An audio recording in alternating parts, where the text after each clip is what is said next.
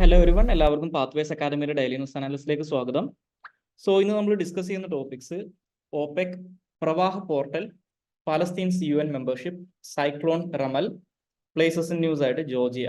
അപ്പോൾ അതിനകത്ത് ആദ്യം ഡിസ്കസ് ചെയ്യാൻ പോകുന്നത് ഒപെക്കിനെ കുറിച്ചാണ്. ഈ ഒപെക് അല്ലെങ്കിൽ ഒപെക് എന്ന് പറയുന്നത് ബേസിക്കലി ലോകത്തിലെ ഏറ്റവും പ്രധാനപ്പെട്ട പെട്രോളിയം പ്രൊഡ്യൂസിംഗ് ആയിട്ടുള്ള കൺട്രീസിന്റെ അല്ലെങ്കിൽ ഈ എണ്ണ ഉൽപ്പാദിപ്പിക്കുന്ന രാജ്യങ്ങളുടെ ഒരു സംഘടനയാണ്. അപ്പോൾ ഇതിന് ഡിസ്കസ് ചെയ്യാനുള്ള കാരണം എന്ന് പറയുന്നത് ഇന്നത്തെ ഇന്ത്യൻ എക്സ്പ്രസിന്റെ പേജ് 9 റഷ്യയിൽ നിന്ന് ഇന്ത്യക്ക് ഇപ്പോൾ വലിയ രീതിയിൽ ഡിസ്കൗണ്ടഡ് പ്രൈസിന് ഓയിൽ കിട്ടുന്നുണ്ട് ഈ റഷ്യ യുക്രൈൻ യുദ്ധത്തിന്റെ ഒരു കോണ്ടെക്സ്റ്റിൽ.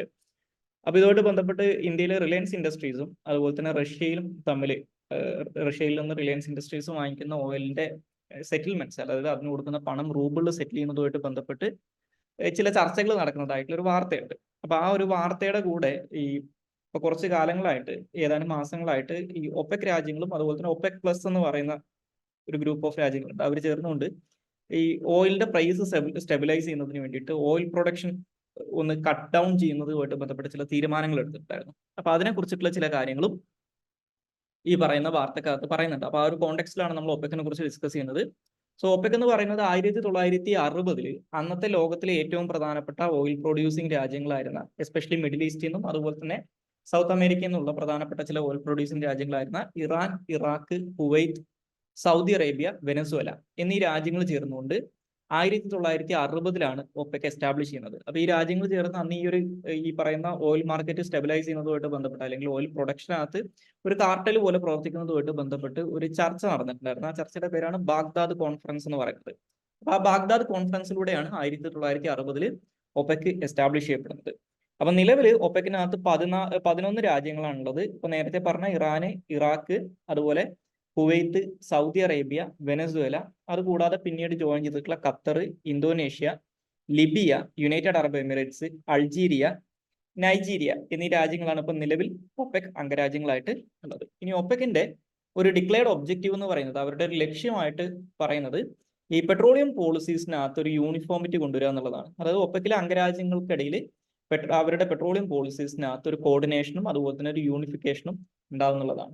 അപ്പൊ അതുവഴി ഈ പറയുന്ന പെട്രോളിയം പ്രൊഡ്യൂസേഴ്സ്, കാരണം ഈ രാജ്യങ്ങളുടെയൊക്കെ പ്രധാനപ്പെട്ട വരുമാന മാർഗം എന്ന് പറയുന്നത് പെട്രോളിയത്തിൽ നിന്നുള്ള റവന്യൂ ആണ്. അപ്പൊ അതുകൊണ്ട് തന്നെ ഈ പെട്രോളിന് സ്റ്റേബിൾ ആയിട്ടുള്ള ഒരു ഫെയർ പ്രൈസ്, ഒരു സ്ഥിരതയാർന്ന ഒരു ഫെയർ ആയിട്ടുള്ള പ്രൈസ് ഈ പെട്രോളിയം പ്രൊഡ്യൂസേഴ്സിന് കിട്ടുന്നത് ഉറപ്പുവരുത്തുക എന്നുള്ളതുമാണ് ഇവരുടെ ഒബ്ജക്റ്റീവ് ആയിട്ട് പറയുന്നത്. ഇനി ഒപെക്കിനുള്ള ഒരു പ്രത്യേകത എന്ന് പറയുന്നത്, ഒപെക്കിന്റെ ഹെഡ് ക്വാർട്ടേഴ്സ് ലൊക്കേറ്റ് ചെയ്തിട്ടുള്ളത് ഇതിനകത്തുള്ള അംഗരാജ്യങ്ങളിലെ ഒരു രാജ്യത്തിലും അല്ല. ഈ 11 അംഗരാജ്യങ്ങളുടെയും പുറത്താണ് ഒപെക്കിന്റെ ഹെഡ് ക്വാർട്ടേഴ്സ് ലൊക്കേറ്റ് ചെയ്തിട്ടുള്ളത്. അത് ഓസ്ട്രിയയുടെ തലസ്ഥാനമായിട്ടുള്ള വിയന്നയിലാണ് ഒപെക്കിന്റെ ഹെഡ് ക്വാർട്ടേഴ്സ് ഉള്ളത്. ഇനി ഞാൻ നേരത്തെ സൂചിപ്പിച്ചതുപോലെ തന്നെ ഒപെക്കിൽ നിലവിൽ 11 രാജ്യങ്ങളാണുള്ളത് എന്ന് പറഞ്ഞു. അപ്പൊ നിലവിലുള്ള ലോകത്തിലുള്ള പെട്രോളിയം പ്രൊഡക്ഷൻ നോക്കിക്കഴിഞ്ഞാൽ, നിലവിൽ ലോകത്തിൽ പെർ ഡേ പ്രൊഡ്യൂസ് ചെയ്യപ്പെടുന്ന ക്രൂഡ് ഓയിൽ ഔട്ട്പുട്ടിന്റെ 40% കൺട്രോൾ ചെയ്യുന്നത് ഒപെക് കൺട്രീസ് ആണ്. അത് കൂടാതെ ലോകത്തിൽ ഇതിനെക്കാട്ടിലും സിഗ്നിഫിക്കന്റ് ആയിട്ടുള്ള സ്റ്റാറ്റിസ്റ്റിക്സ് എന്ന് പറയുന്നത്, ലോകത്തിലെ ടോട്ടൽ പ്രൂവൺ ഓയിൽ റിസർവിന്റെ 80% ഈ പറയുന്ന ഒപെക്കിനകത്തുള്ള 11 രാജ്യങ്ങളിലാണ് ഉള്ളതെന്നാണ് പറയപ്പെടുന്നത്. ഇനി ഒപെക് പ്ലസ് എന്ന് പറയുന്നത് ഈ ഒപെക്കിലുള്ള 11 രാജ്യങ്ങൾ, അതായത് ഒപെക് എന്ന് പറയുന്ന സംഘടനയും അതിന്റെ കൂടെ മറ്റ് പ്രധാനപ്പെട്ട ഓയിൽ എക്സ്പോർട്ടിംഗ് കൺട്രീസ് ഉണ്ട്. ഇപ്പൊ ഫോർ എക്സാമ്പിൾ പറഞ്ഞു കഴിഞ്ഞാൽ റഷ്യ. അപ്പൊ റഷ്യ പോലുള്ള ഈ ഒപെക്കിന്റെ അംഗരാജ്യങ്ങളല്ലാത്ത 10 മറ്റു പ്രധാനപ്പെട്ട ഓയിൽ എക്സ്പോർട്ടിംഗ് കൺട്രീസും കൂടി ചേർന്നതാണ് ഒപെക് പ്ലസ് എന്ന് പറയുന്നത്. ഇനി അടുത്തതായിട്ട് ഡിസ്കസ് ചെയ്യാനുള്ള ടോപ്പിക് പ്രവാഹ് പോർട്ടലിനെ കുറിച്ചാണ്. അപ്പൊ ഈ പോർട്ടലിനെ കുറിച്ച് ഡിസ്കസ് ചെയ്യാനുള്ള കാരണം, ഇപ്പൊ ഇന്നലെ RBI ഈ പ്രവാഹ് പോർട്ടൽ ഉൾപ്പെടെ 3 പുതിയ ഡിജിറ്റൽ ടൂളുകൾ അല്ലെങ്കിൽ ഡിജിറ്റൽ ആയിട്ടുള്ള 3 പുതിയ ഈ പോർട്ടലുകളും ആപ്പുകളായിട്ട് 3 പുതിയ കാര്യങ്ങൾ റിലീസ് ചെയ്തിട്ടുണ്ടായിരുന്നു. അതൊന്ന് ഈ പ്രവാഹ് പോർട്ടലാണ്, മറ്റൊന്ന് ഒരു റീറ്റെയിൽ ഡയറക്റ്റ് മൊബൈൽ ആപ്പ് എന്ന് പറയുന്നതാണ്, പിന്നെ അതുപോലെ തന്നെ ഒരു ഫിൻടെക് റെപ്പോസിറ്ററി ആണ്. അപ്പൊ ഈ 3 കാര്യങ്ങളാണ് നമ്മൾ ഈ ഒരു ടോപ്പിക്കിനകത്ത് ഡിസ്കസ് ചെയ്യാൻ പോകുന്നത്. അപ്പൊ ഇതുമായിട്ട് ബന്ധപ്പെട്ട് ഇന്നത്തെ ഇന്ത്യൻ എക്സ്പ്രസിന്റെ പേജ് 9 ഒരു ന്യൂസ് വന്നിട്ടുണ്ട്. അപ്പൊ ഞാൻ നേരത്തെ സൂചിപ്പിച്ചതുപോലെ RBI ഇപ്പോൾ റീസെന്റ് പുതിയ 3 ഇനീഷ്യേറ്റീവ്സ് ലോഞ്ച് ചെയ്തിട്ടുണ്ട്. ഒന്ന് ഈ പ്രവാഹ് പോർട്ടലാണ്, 2 ഒരു റീറ്റെയിൽ ഡയറക്റ്റ് മൊബൈൽ ആപ്ലിക്കേഷൻ ആണ്, 3ാമതായിട്ട് ഫിൻടെക് റെപ്പോസിറ്ററി ആണ്. അപ്പൊ ഈ പ്രവാഹ് പോർട്ടൽ എന്ന് പറയുന്നത് നിലവിൽ RBI പ്രൊവൈഡ് ചെയ്യുന്ന ഏകദേശം 60ഓളം അപ്ലിക്കേഷൻ ഡിഫറെന്റ് സർവീസസിലേക്കുള്ള ഏകദേശം 60ഓളം അപ്ലിക്കേഷൻ ഫോംസ് ഓൺലൈൻ ആക്കി മാറ്റുക. അതായത് ആ ആപ്ലിക്കേഷനുമായിട്ട് ബന്ധപ്പെട്ടിട്ടുള്ള ആപ്ലിക്കേഷന്റെ സബ്മിഷൻ, അപ്രൂവൽ, ലൈസൻസ്, ഓതറൈസേഷൻ ഈ വക കാര്യങ്ങളൊക്കെ ഓൺലൈൻ ആക്കി മാറ്റുന്നതിന് വേണ്ടി കൊണ്ടുവന്നിട്ടുള്ള ഒരു സെക്യൂർഡ് ആയിട്ടുള്ള വെബ് ബേസ്ഡ് പ്ലാറ്റ്ഫോം ആണ് ഈ പ്രവാഹ് പോർട്ടൽ എന്ന് പറയുന്നത്. അപ്പോൾ RBIയുടെ കയ്യിൽ നിന്ന് റെഗുലേറ്ററി കിട്ടേണ്ട, അതായത് RBIയുടെ കയ്യിൽ നിന്ന് ഇൻഡിവിജ്വൽസിന്, അതായത് വ്യക്തികൾക്കോ അല്ലെങ്കിൽ സ്ഥാപനങ്ങൾക്കോ ഒക്കെ കിട്ടേണ്ട റെഗുലേറ്ററി അപ്രൂവൽസ്, ലൈസൻസുകൾ, അതുപോലെ തന്നെ ഓതറൈസേഷൻ, ഈ വക കാര്യങ്ങൾക്കൊക്കെ ഉള്ള ഒരു സിംഗിൾ വിൻഡോ സിസ്റ്റം പോലെ, അല്ലെങ്കിൽ അതിന്റെ വേണ്ടിയിട്ടുള്ള ഒരു സിംഗിൾ പോയിന്റ് ഓഫ് ആപ്ലിക്കേഷൻ ആണ് ഈ പറയുന്ന പ്രവാഹ പോർട്ടൽ എന്ന് പറയുന്നത്. അപ്പൊ നിലവിൽ RBIയുടെ കീഴിലുള്ള ഏകദേശം 60ഓളം ആപ്ലിക്കേഷൻ ഫോംസ്, ഈ ഡിഫറെന്റ് റെഗുലേറ്ററി ആൻഡ് സൂപ്പർവൈസറി ഡിപ്പാർട്ട്മെന്റുകളുടെ കീഴിലായിട്ട് വരുന്ന 60ഓളം ആപ്ലിക്കേഷൻ ഫോംസ് ഈ പ്രവാഹ പോർട്ടലിലൂടെ ആക്കി മാറ്റാൻ പോവാണ് ഇനി RBI. അപ്പൊ ഇതുകൊണ്ടുള്ള ഒരു അഡ്വാൻറ്റേജ്, അതായത് ഈ പറയുന്ന ഇത്തരത്തിലുള്ള ലൈസൻസിങ്ങിനോ അല്ലെങ്കിൽ ഇത്തരത്തിലുള്ള റെഗുലേറ്ററി നോംസിനൊക്കെ അപ്ലൈ ചെയ്യുന്ന ആളുകൾക്ക് കിട്ടുന്ന ഒരു അഡ്വാൻറ്റേജ് എന്ന് പറയുന്നത് നമ്മുടെ ആപ്ലിക്കേഷന്റെ സ്റ്റാറ്റസും ബാക്കിയുള്ള കാര്യങ്ങളൊക്കെ, അതിനകത്തുള്ള അപ്ഡേറ്റ്സും കാര്യങ്ങളൊക്കെ ഈ പോർട്ടലിലൂടെ കിട്ടും. ഈ പോർട്ടലിലൂടെ പ്രൊവൈഡ് ചെയ്യുന്ന പ്രധാനപ്പെട്ട സർവീസസ് എന്ന് പറയുന്നത്, ഒന്ന്, ആളുകൾക്ക് ഈ പറയുന്ന ഇതിനകത്ത് പെടുന്ന സർവീസസിൽ അല്ലെങ്കിൽ ഈ പറയുന്ന റെഗുലേറ്ററി നോംസ് മീറ്റ് ചെയ്യുന്നതിന് വേണ്ടിയിട്ട് അല്ലെങ്കിൽ ലൈസൻസുകൾക്ക് മറ്റുള്ള റെഗുലേറ്ററി നോട്ട്സിനൊക്കെ എന്ത് ചെയ്യാം, ഓൺലൈനായിട്ട് ഈ പോർട്ടൽ വഴി ആപ്ലിക്കേഷൻ ഡയറക്റ്റ് ആയിട്ട് സബ്മിറ്റ് ചെയ്യാൻ പറ്റും. ആ ആപ്ലിക്കേഷന്റെ സ്റ്റാറ്റസ് അവർക്ക് മോണിറ്റർ ചെയ്യാൻ പറ്റും. അതുപോലെ തന്നെ ഏതെങ്കിലും തരത്തിലുള്ള ക്ലാരിഫിക്കേഷൻസോ ക്വറീസോ ഒക്കെ RBI റൈസ് ചെയ്യുകയാണെങ്കിൽ അതും ഈ പറയുന്ന പോർട്ടലിലൂടെ അവർക്ക് റെസ്പോണ്ട് ചെയ്യാൻ പറ്റും. അതുപോലെ തന്നെ ഒരു സ്പെസിഫിക് ടൈം ഫ്രെയിമിനകത്ത് അവർക്ക് റിസർവ് ബാങ്കിന്റെ അടുത്തുനിന്ന് ഡിസിഷൻ അല്ലെങ്കിൽ അവരുടെ റെസ്പോൺസ് റിസീവ് ചെയ്യാനും പറ്റും. ഇതൊക്കെയാണ് പ്രവാഹ പോർട്ടലിന്റെ ഫീച്ചേഴ്സ് ആയിട്ട് പറയുന്നത്. ഇനി രണ്ടാമതായിട്ട് റിലീസ് ചെയ്തിട്ടുള്ള ഒരു സാധനം എന്ന് പറയുന്നത് റീറ്റെയിൽ ഡയറക്റ്റ് മൊബൈൽ ആപ്പ് ആണ്. അപ്പൊ ഇതൊരു മൊബൈൽ ആപ്ലിക്കേഷൻ ആണ്. അതായത് ആൻഡ്രോയിഡിലും അതുപോലെ തന്നെ iOS-ലൊക്കെയാണ് ഈ ഒരു മൊബൈൽ ആപ്ലിക്കേഷൻ ഇപ്പോൾ റിലീസ് ചെയ്തിട്ടുള്ളത്.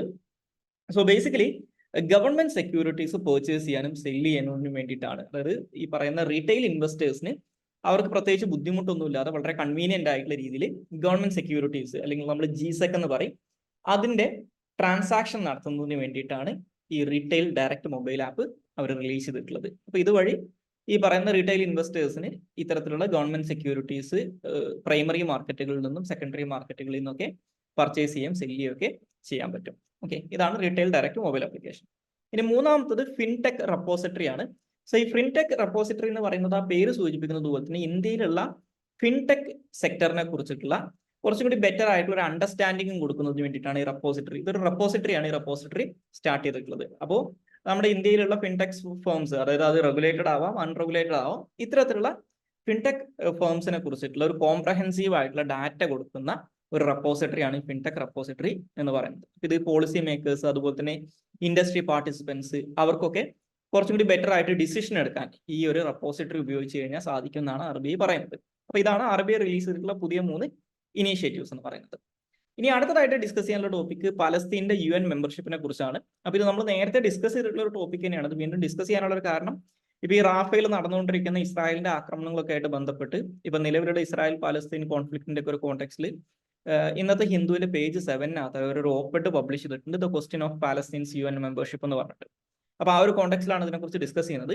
അപ്പൊ ഈ പാലസ്തീൻ എന്ന് പറയുന്ന രാജ്യത്തിന്റെ ഒരു UN മെമ്പർഷിപ്പിന്റെ ഒരു ബാക്ക്ഗ്രൗണ്ട് നോക്കിക്കഴിഞ്ഞാൽ, ഒരു ഹിസ്റ്ററി നോക്കിക്കഴിഞ്ഞാൽ, ഈ പലസ്തീൻ എന്ന് പറയുന്ന ടെറിട്ടറി, അതായത് ഇന്നത്തെ ഇസ്രായേലും പാലസ്തീനും ഒക്കെ ഉൾപ്പെടുന്നതാണ് ഹിസ്റ്റോറിക്കൽ പാലസ്തീനിയൻ ടെറിട്ടറി എന്ന് പറയുന്നത്. ഇത് പണ്ട് കാലത്ത് ഒട്ടോമൻ എംപയറിന്റെ കൺട്രോളിലായിരുന്നു.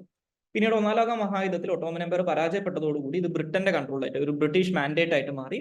അപ്പൊ ഈ ബ്രിട്ടീഷ് മാൻഡേറ്റഡ് പലസ്തീനകത്താണ് പിന്നീട് ജൂയിഷ് പോപ്പുലേഷൻ, ഈ ഹോളോകോസ്റ്റിന്റെ ഒക്കെ കോണ്ടെക്സ്റ്റിൽ യൂറോപ്പിൽ നിന്ന് വന്നിട്ടുള്ള ജൂതന്മാരുടെ എണ്ണം വലിയ രീതിയിൽ കൂടുകയും അവർ സ്വന്തമായിട്ടൊരു രാജ്യം വേണമെന്നുള്ള ആവശ്യം ഉന്നയിക്കുകയും ഇവരും അറബ്സും തമ്മിൽ പ്രശ്നങ്ങളൊക്കെ ഉണ്ടാവാൻ തുടങ്ങുകയും ചെയ്തതോടുകൂടി 1974 യുണൈറ്റഡ് നേഷൻസിന്റെ ജനറൽ അസംബ്ലി ഒരു റെസൊല്യൂഷൻ പാസ്സാക്കിക്കൊണ്ട് പാലസ്തീനെ 2 രാജ്യങ്ങളായിട്ട് ഡിവൈഡ് ചെയ്യാൻ തീരുമാനിച്ചു. ഒന്ന് ജൂതന്മാർക്ക് വേണ്ടിയിട്ട് ഒരു ഇസ്രായേൽ എന്ന് പറയുന്ന രാജ്യവും, ബാക്കി റിമൈനിങ് ടെറിട്ടറീസ് അവിടുത്തെ അറബ്സിന് വേണ്ടിയിട്ട് അല്ലെങ്കിൽ അവിടുത്തെ അറബ് കമ്മ്യൂണിറ്റിക്ക് വേണ്ടിയിട്ട് പാലസ്തീൻ എന്ന് പറയുന്ന രാജ്യവും. പക്ഷേ ഇത് ഈ പലസ്തീനിയൻ കമ്മ്യൂണിറ്റി ഇത് അംഗീകരിച്ചില്ല. അതിന്റെ പേരിലാണ് ഫസ്റ്റ് ആ ഒരു കോണ്ടെക്സ്റ്റിലാണ് ഫസ്റ്റ് അറബ് ഇസ്രായേൽ യുദ്ധമൊക്കെ ഉണ്ടാകുന്നത്. പക്ഷെ ആ യുദ്ധത്തോട് കൂടിയിട്ട് ഇസ്രായേൽ സ്വയം ഒരു സ്വതന്ത്ര രാജ്യമായിട്ട് സ്വയം പ്രഖ്യാപിക്കുകയും ഈ പലസ്തീന്റെ ടെറിട്ടറീസ് ആയിട്ട് അല്ലെങ്കിൽ ഈ പാർട്ടീഷൻ പ്ലാൻ വഴി പലസ്തീനെ എൻമാർക്ക് ചെയ്തിട്ടുണ്ടായിരുന്ന ടെറിട്ടറീസിൽ വലിയൊരു വിഭാഗം ടെറിട്ടറി അവർ പിടിച്ചെടുക്കുകയും ചെയ്തു. ഈ വെസ്റ്റ് ബാങ്കും ഗാസ സ്ട്രിപ്പ് ഒഴികെയുള്ള ബാക്കിയുള്ള ടെറിട്ടറി ഒക്കെ ഇസ്രായേൽ പിടിച്ചെടുക്കുകയും ചെയ്തിട്ടുണ്ട്. പിന്നീട് 1949 ഇസ്രായേലിന് UN മെമ്പർഷിപ്പ് കിട്ടി. പലസ്തീൻ ഒരു UN മെമ്പർ ആയിട്ട് മാറിയില്ല, കാരണം അവർക്ക് ടെറിട്ടറീസ്, ഹിസ്റ്റോറിക്കൽ ആയിട്ടുള്ള ടെറിട്ടറീസ് ഒന്നും അവരുടെ കയ്യിലില്ലാത്തതുണ്ട്.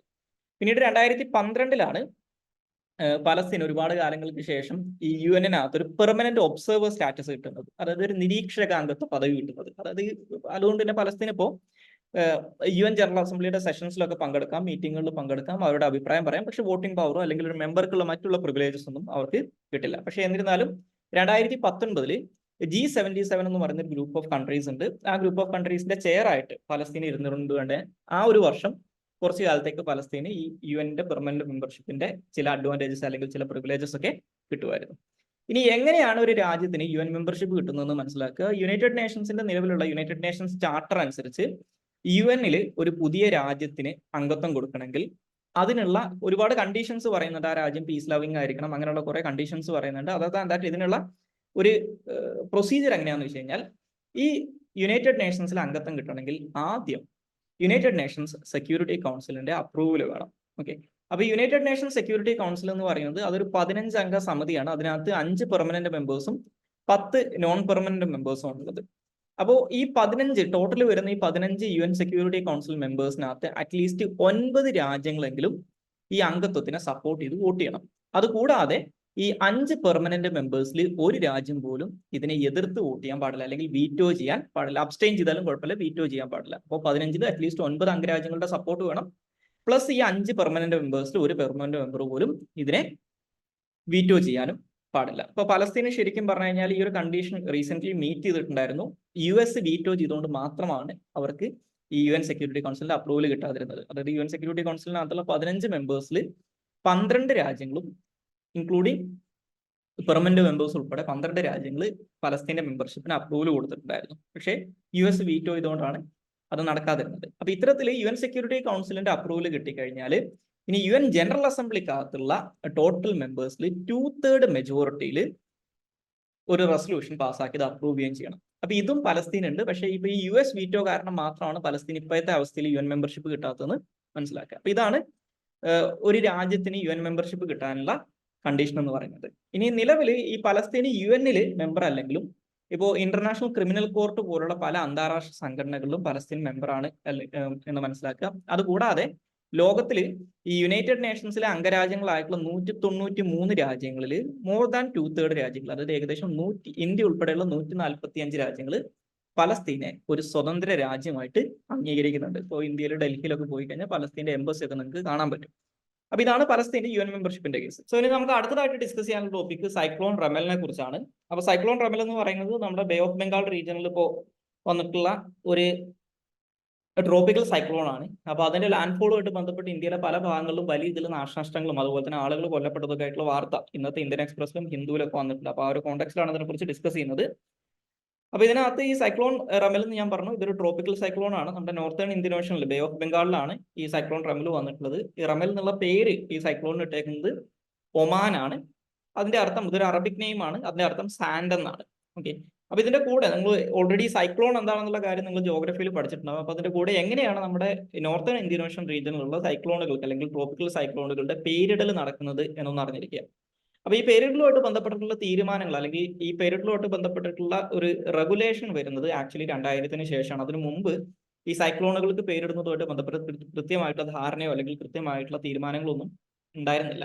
അപ്പൊ നമ്മുടെ നോർത്തേൺ ഇന്ത്യൻ ഓഷൻ, അതായത് ഈ ബേ ഓഫ് ബംഗാളും അറേബ്യൻ സീ ഉൾപ്പെടെയുള്ള ഈ മേഖലകളിൽ വരുന്ന ട്രോപ്പിക്കൽ സൈക്ലോൺസിന് പേരിടുന്നതിന് ഉത്തരവാദിത്തപ്പെട്ട ഒരു സംഘടന എന്ന് പറയുന്നത് വേൾഡ് മെട്രോളജിക്കൽ ഓർഗനൈസേഷനും അതുപോലെ തന്നെ യുണൈറ്റഡ് നേഷൻസിന്റെ UN എസ്കേപ്പ് എന്ന് പറയുന്ന ഒരു സംഘടന ഉണ്ട്. United Nations economic and social commission for Asia and Pacific എന്ന് പറയുന്നത്. ഇവരും കൂടി ചേർന്നിട്ടാണ്. അപ്പോൾ ഈ ബോഡീസിനകത്ത് ഈ ഒരു മേഖലയിൽ നിന്ന് അംഗരാജ്യങ്ങളായിട്ടുള്ള ബംഗ്ലാദേശ്, ഇന്ത്യ, മാൽദീവ്സ്, മ്യാൻമാർ, ഒമാന്, പാകിസ്ഥാൻ, ശ്രീലങ്ക, തായ്ലൻഡ് എന്നീ രാജ്യങ്ങൾ ചേർന്നുകൊണ്ട് 2000-ൽ ഒരു മീറ്റിംഗ് മസ്കറ്റിൽ വെച്ചിട്ട്, അതായത് ഒമാന്റെ ക്യാപിറ്റൽ ആയിട്ടുള്ള ഒമാനിലെ മസ്കറ്റിൽ വെച്ച് നടത്തുന്നുണ്ട്. അതിന്റെ ഭാഗമായിട്ടാണ് ഈ മേഖലകളിൽ ഉണ്ടാകുന്ന ട്രോപ്പിക്കൽ സൈക്ലോണുകൾക്ക് പേരിടുന്നതുമായിട്ട് ബന്ധപ്പെട്ട് തീരുമാനത്തിലെത്തുന്നത്. അപ്പൊ അതിനുശേഷം ആ തീരുമാനത്തിന് ശേഷം 2004 തൊട്ട് നടപ്പിലാക്കി തുടങ്ങിയിട്ടുണ്ട്. അപ്പോൾ അതിനുശേഷമുള്ള ഒരു പ്രോസസ്സ് എങ്ങനെയാണെന്ന് വെച്ച് കഴിഞ്ഞാൽ, ഇത്തരത്തിൽ ഈ ട്രോപ്പിക്കൽ സൈക്ലോൺസ് വരുന്ന സമയത്ത് രാജ്യങ്ങൾ അവരുടെ പേരുകൾ സജസ്റ്റ് ചെയ്യും. ചിലപ്പോൾ അത് നേരത്തെ സജസ്റ്റ് ചെയ്ത് വെച്ചിട്ടുണ്ടാവും. അപ്പോൾ സജസ്റ്റ് ചെയ്യും. അത് ഈ വേൾഡ് മെട്രോളജിക്കൽ ഓർഗനൈസേഷനും UN എസ്കേപ്പും കൂടി ചേർന്നിട്ടുള്ള ഒരു പാനൽ ഓൺ ട്രോപ്പിക്കൽ സൈക്ലോൺസ് അല്ലെങ്കിൽ PTC എന്ന് പറയും. അവർ ഈ പേരുകൾ ഫൈനലൈസ് ചെയ്യുകയും അതിന്റെ അടിസ്ഥാനത്തിൽ സൈക്ലോണുകൾക്ക് ഈ ഓർഡർ അനുസരിച്ച് പേരിടുകയാണ് ചെയ്യാറുള്ളത്. ഇനി ഈ രാജ്യങ്ങൾ കൂടാതെ 2018-ൽ ഇതിനകത്തുള്ള അംഗരാജ്യങ്ങളുടെ എണ്ണം പിന്നെയും ഈ WMO UN എസ്കേപ്പും ചേർന്നിട്ട് വർദ്ധിപ്പിച്ചിട്ടുണ്ടായിരുന്നു. അപ്പൊ ഇത് കൂടാതെ ഈ മേഖലയിൽ നിന്നുള്ള Iran, Qatar, Saudi Arabia, United Arab Emirates, Yemen എന്നീ രാജ്യങ്ങളും ഈ ഒരു പ്രോസസ്സിനകത്ത് പങ്കെടുക്കുന്നുണ്ട്. അപ്പോൾ ഇപ്പൊ മൊത്തത്തിൽ ഒരു 13 രാജ്യങ്ങളാണ് ഈ രാജ്യങ്ങളടക്കം ഈ ഒരു മേഖലയിൽ നിന്ന് ഈ പേരിടുന്ന പ്രോസസ്സുമായിട്ട് ബന്ധപ്പെട്ട് പാർട്ടിസിപ്പേറ്റ് ചെയ്യുന്നത്. അപ്പോൾ ഇതിനകത്ത് ഓരോ രാജ്യങ്ങളും 13 പേരുകൾ വീതം 2020 സജസ്റ്റ് ചെയ്തിട്ടുണ്ടായിരുന്നു. അപ്പോൾ ഒരു 169 സൈക്ലോൺ നെയിംസ് 2020 ഇവരുടെ കയ്യിലുണ്ട്. അപ്പോൾ ഇതിനുശേഷം ഓരോ രാജ്യങ്ങളും സജസ്റ്റ് ചെയ്തിട്ടുള്ള പേരുകൾ ഒരു റൊട്ടേഷണൽ ഓർഡറിലാണ് സൈക്ലോണുകൾക്ക് കൊടുക്കാറുള്ളത്. ഓക്കെ, ഇനി ഈ പറയുന്ന സൈക്ലോണുകൾക്ക് പേരിടുന്ന സമയത്ത് ഈ WMOയുടെയും അതുപോലെ തന്നെ UNESCAPന്റെ ഒക്കെ റെഗുലേഷൻസ് അനുസരിച്ച് ചില ക്രൈറ്റീരിയാസ് ഉണ്ട് ഒരു സൈക്ലോണിന് പേരിടുന്ന സമയത്ത്. അതായത് ഈ സൈക്ലോണുകൾക്ക് ഇടുന്ന പേര് എന്ന് പറയുന്നത് ന്യൂട്രൽ ആയിരിക്കണം എന്ന് പറയുന്നുണ്ട്. അതായത് പൊളിറ്റിക്കലോ അല്ലെങ്കിൽ പൊളിറ്റിക്കൽ ഫിഗേഴ്സോ ആയിട്ട് ബന്ധപ്പെട്ടിട്ടുള്ളതായിരിക്കരുത്, റിലീജിയസ് ബിലീഫുമായിട്ട് ബന്ധപ്പെട്ടോ കൾച്ചറുമായിട്ട് ബന്ധപ്പെട്ടോ ജെൻഡറുമായിട്ട് ബന്ധപ്പെട്ടോ ആയിരിക്കരുത് എന്ന് പറയുന്നുണ്ട്. അതുപോലെ തന്നെ ഏതെങ്കിലും ഒരു പ്രത്യേക ഗ്രൂപ്പിന്റെ, ലോകത്തിന്റെ എവിടെയെങ്കിലും ഉള്ള ഏതെങ്കിലും ഒരു പ്രത്യേക ഗ്രൂപ്പിന്റെ ഏതെങ്കിലും തരത്തിലുള്ള സെന്റിമെന്റ്സിനെ ഹേർട്ട് ചെയ്യുന്ന രീതിയിലുള്ള പേരുകളാവരുന്നുണ്ട്. അതുപോലെ തന്നെ റൂഡോ അല്ലെങ്കിൽ വളരെ ക്രൂവൽ നേച്ചറുള്ളതോ പേരുകളാവരുതെന്ന് പറയുന്നുണ്ട്. അതുപോലെ തന്നെ വളരെ ഷോർട്ട് ആയിട്ടുള്ള, പ്രൊനൗൺസ് ചെയ്യാൻ വളരെ ഈസി ആയിട്ടുള്ള പേരുകളായിരിക്കണം. ഇതിനകത്തുള്ള മെമ്പേഴ്സിന് ഒഫൻസീവ് ആയിട്ട് തോന്നുന്ന പേരുകളാവരുത്. അതുപോലെ തന്നെ ഈ പേരുകളുടെ മാക്സിമം ലെങ്ത് 8 ലെറ്റേഴ്സിൽ കൂടാൻ പാടില്ല എന്നുണ്ട്. ഓക്കെ, അപ്പോൾ ഈ പ്രപ്പോസ്ഡ് നെയിംസ് കൊടുക്കുന്ന സമയത്ത് അതിന്റെ പ്രൊനൗൺസിയേഷനും വോയിസ് ഓവറും അടക്കമാണ് ഈ രാജ്യങ്ങൾ അവരുടെ പ്രപ്പോസ്ഡ് നെയിംസ് അല്ലെങ്കിൽ ഈ സൈക്ലോണുകളുടെ പേര് പ്രപ്പോസ് ചെയ്യാറുള്ളത്. ഓക്കെ, അപ്പോൾ പിന്നെ അതുപോലെ തന്നെ ഈ നോർത്തേൺ ഇന്ത്യൻ ഓഷനിലുള്ള സൈക്ലോണുകൾക്ക് ഈ രാജ്യങ്ങൾ ഇടുന്ന പേരുകൾ പിന്നീട് റിപ്പീറ്റ് ചെയ്യാൻ പാടില്ല എന്നുണ്ട്. ഓക്കെ, അതൊരു പ്രാവശ്യം മാത്രമേ ഒരു സൈക്ലോണിന് പെർട്ടിക്കുലർ പേര് വരും, അപ്പോൾ പിന്നെ ഒരു സൈക്ലോണിന് ഉപയോഗിക്കില്ല എന്ന് പറഞ്ഞിരിക്കുക. ഇനി ഏറ്റവും അവസാനമായിട്ട് ഡിസ്കസ് ചെയ്യാനുള്ളത് ജോർജിയയെ കുറിച്ചാണ്. അപ്പോൾ ജോർജിയയെ കുറിച്ച് ഡിസ്കസ് ചെയ്യാനുള്ള ഒരു കാരണം എന്ന് പറയുന്നത്, ഇപ്പോൾ ജോർജിയൻ പാർലമെന്റ് റീസെന്റ് ഒരു നിയമം, ഒരു ബില്ല് അവിടെ പാസ്സാക്കിയിട്ടുണ്ടായിരുന്നു. അതായത് ജോർജിയയിലുള്ള നോൺ ഗവൺമെന്റൽ ഓർഗനൈസേഷൻസ് ഒക്കെ 20% കൂടുതൽ ഫോറിൻ ഫണ്ടിങ് സ്വീകരിക്കുന്ന നോൺ ഗവൺമെന്റൽ ഓർഗനൈസേഷൻസ് ഒരു ഫോറിൻ ഏജന്റ് ആയിട്ട് അവിടെ രജിസ്റ്റർ ചെയ്യണം എന്നുള്ളതാണ് ആ ബില്ലിനകത്ത് പറയുന്നത്. അപ്പൊ അതിനെതിരായിട്ട് വലിയ രീതിയിൽ ഇപ്പോൾ ജോർജിയയിൽ പ്രക്ഷോഭങ്ങൾ നടക്കുന്നുണ്ട്. അമേരിക്ക ഉൾപ്പെടെ പല രാജ്യങ്ങളും അതിനെതിരായിട്ട് രംഗത്ത് വരികയൊക്കെ ചെയ്തിട്ടുണ്ട്. അപ്പോൾ ആ ഒരു കോണ്ടെക്സ്റ്റിലാണ് നമ്മൾ ജോർജിയനെ കുറിച്ച് ഡിസ്കസ് ചെയ്യുന്നത്. അപ്പോൾ ഈ ജോർജിയ എന്ന് പറയുന്ന രാജ്യം ഇപ്പോൾ ലൊക്കേറ്റ് ചെയ്തിട്ടുള്ളത്, അവരുടെ ഒരു ലൊക്കേഷൻ നോക്കിക്കഴിഞ്ഞാൽ അത് ഈസ്റ്റേൺ യൂറോപ്പിലാണ് ഈ ജോർജിയ എന്ന് പറയുന്ന രാജ്യം ലൊക്കേറ്റ് ചെയ്തിട്ടുള്ളത്. ഈ ഈസ്റ്റേൺ യൂറോപ്പിലും അതുപോലെ തന്നെ ഇപ്പോൾ നേരത്തെ നമ്മൾ ഡിസ്കസ് ചെയ്തിട്ടുണ്ടായിരുന്ന ഈ അർമേനിയ, അസർബൈജാനൊക്കെ പോലുള്ള രാജ്യങ്ങളുടെ തൊട്ടടുത്തായിട്ട് കോക്കസസ് റീജിയനിലാണ് ജോർജിയ ലൊക്കേറ്റ് ചെയ്തിട്ടുള്ളത്. ഇവരുടെ ക്യാപിറ്റൽ എന്ന് പറയുന്നത് തിബ്ലിസ് ആണ്. ഇനി ഈ ജോർജിയയിൽ നിങ്ങൾ അറിഞ്ഞിരിക്കേണ്ട ഒരു പ്രദേശമാണ് അക്ബാസിയും അതുപോലെ തന്നെ സൗത്ത് ഒസേഷ്യ എന്ന് പറയുന്ന 2 റീജിയൻസ്. ഓക്കെ, അതായത് ജോർജിയയിൽ നിന്ന് സ്വാതന്ത്ര്യം പ്രഖ്യാപിച്ചു പോയിട്ടുള്ള ഇപ്പോൾ ഒരു ഓട്ടോണമസ് ആയിട്ട് ഇൻഡിപെൻഡന്റ് ആയിട്ട് നിൽക്കുന്ന 2 പ്രദേശങ്ങളാണ് ഈ അക്ബാസിയും അതുപോലെ തന്നെ സൗത്ത് ഒസേഷ്യയും. ഈ റഷ്യയുമായിട്ട് അതിർത്തി പങ്കിടുന്ന മേഖലകളിലാണ് ഈ പറയുന്ന അക്ബാസിയും സൗത്ത് ഒസേഷ്യയും ലൊക്കേറ്റ് ചെയ്തിട്ടുള്ളത്. ഓക്കെ, അപ്പോൾ ഇത് റഷ്യയുടെ സപ്പോർട്ടോട് കൂടിയിട്ട് ഇപ്പോഴും ഇൻഡിപെൻഡൻസ് മെയിൻറ്റെയിൻ ചെയ്യുന്ന 2 പ്രദേശങ്ങളാണ്. ഇപ്പോൾ യുക്രൈൻ്റെ കേസിൽ ഈസ്റ്റേൺ യുക്രൈനകത്തുള്ള ഡോണിയാസ്ക്, ലുഹാൻസ്ക് എന്നൊക്കെ പറയുന്ന പ്രദേശങ്ങൾ പോലെ തന്നെയാണ് ഈ അബ്ഖാസിയയും അതുപോലെ തന്നെ സൗത്ത് ഒസേഷ്യയും എന്ന് മനസ്സിലാക്കി. അപ്പോൾ ഇത്രയും കാര്യങ്ങളാണ് ഇന്നത്തെ ഡെയിലി ന്യൂസ് അനാലിസിനകത്ത് ഡിസ്കസ് ചെയ്യാനുള്ളത്. So thank you all.